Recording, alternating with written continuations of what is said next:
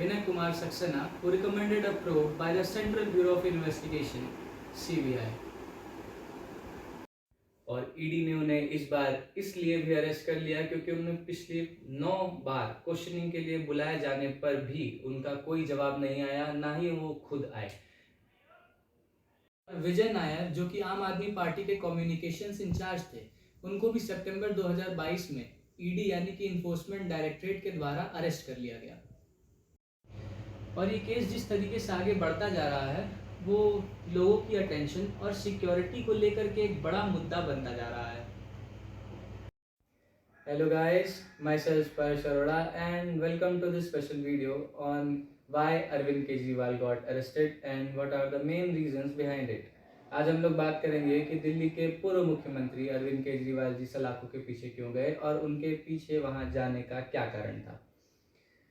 तो 21 मार्च 2024 का वो दिन था जिस दिन शाम को इन्फोर्समेंट डायरेक्टरेट यानी कि ईडी ने अरविंद केजरीवाल जी को अरेस्ट कर लिया और उन्हें अरेस्ट करने के मुख्य कारण उन्होंने दिल्ली लिकर पॉलिसी केस बताया है।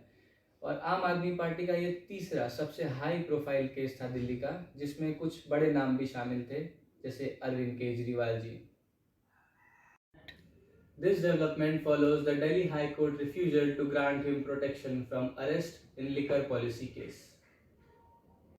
और ईडी ने उन्हें इस बार इसलिए भी अरेस्ट कर लिया क्योंकि उन्हें पिछले 9 बार क्वेश्चनिंग के लिए बुलाए जाने पर भी उनका कोई जवाब नहीं आया, ना ही वो खुद आए। तो दोस्तों, एक्साइज पॉलिसी में आखिर क्या है?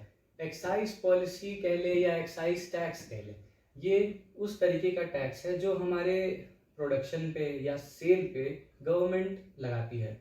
जितना भी हम प्रोडक्शन होता है या जितना भी हम माल बेचते हैं, उस माल पे जो टैक्स लगता है उसे एक्साइज पॉलिसी कहा जाता है या एक्साइज टैक्स कहा जाता है। तो दोस्तों, हम बात करेंगे दिल्ली एक्साइज पॉलिसी के बारे में। नवंबर 2021 में आम आदमी पार्टी की सरकार ने अरविंद केजरीवाल जी की लीडरशिप में कुछ नए नियम लाए थे जो कि aimed at modernising alcohol sales in the city के बारे में थे। यानी कि हम कह सकते हैं कि अल्कोहल की जो सेल्स थी वो काफ़ी मॉडर्न तरीके से करना चाहते थे। तो इस पे कुछ लोगों के बहुत ही मिक्स्ड रिव्यूज़ आए। कुछ का कहना था कि क्या है, बहुत अच्छा है, वेरी गुड, मतलब कुछ लोगों ने इसे सराहा था और कहा था कि ये आपका बहुत ही अच्छा अप्रोच है। और कुछ का कहना था कि क्या ये हमारे लिए फाइनेंशियली पोटेंशियल रहेगा जो हमारे लिकर इंडस्ट्री के लिए है। और कुछ लोग इस पे ये भी कंसर्न दिखा रहे थे कि क्या ये हमारे हेल्थ सेक्टर के लिए ठीक रहेगा। और इन सब चीज़ों के बाद जुलाई 2022 में न्यूज़ आती है कि जो दिल्ली के चीफ सेक्रेटरी हैं नरेश कुमार जी, वो लेफ्टिनेंट गवर्नर विनय कुमार सक्सेना जी को रिपोर्ट करते हैं कि हमारी जो पॉलिसी है उसके साथ छेड़छाड़ की गई है। Vinay Kumar Saxena, who recommended a probe by the Central Bureau of Investigation (CBI).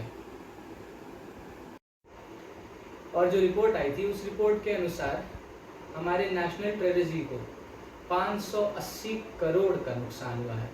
यानी कि आप सोच सकते हो इस 580 करोड़ का नुकसान हमारी नेशनल ट्रेजरी को उठाना पड़ा है, वो भी एक गलत निर्णय की वजह से।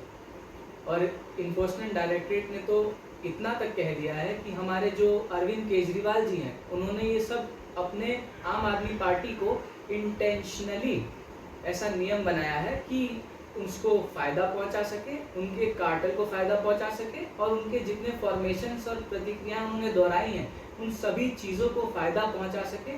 इस वजह से उन्होंने ऐसा नियम कानून लाया है जिसमें लूपहोल्स वगैरह काफ़ी सारे हैं।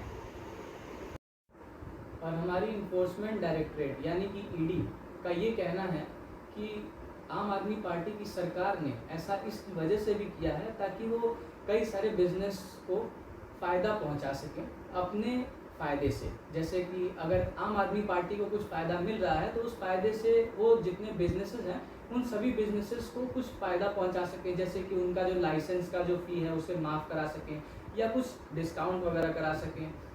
इसी तरीके से जितना भी वो मदद कर सकते हैं बिजनेसेस की, उन्होंने उतना इलीगली उस बिज़नेस को मदद कराने में पूरी की पूरी सहायता की है।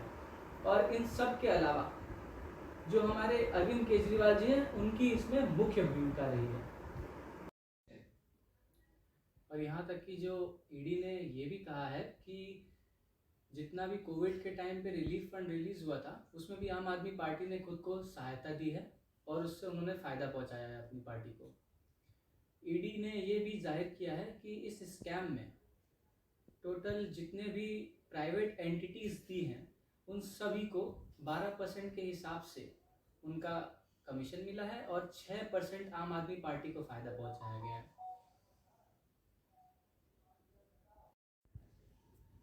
और इन सब चीज़ों के अलावा ईडी ने ये भी बताया है कि जो 2022 के गोवा और पंजाब के जो इलेक्शन हुए थे उन इलेक्शन को इन्फ्लुएंस करने के लिए भी आम आदमी पार्टी ने उन्हीं फंड्स का इस्तेमाल किया है जिससे उनको इस 6% का फ़ायदा हुआ था।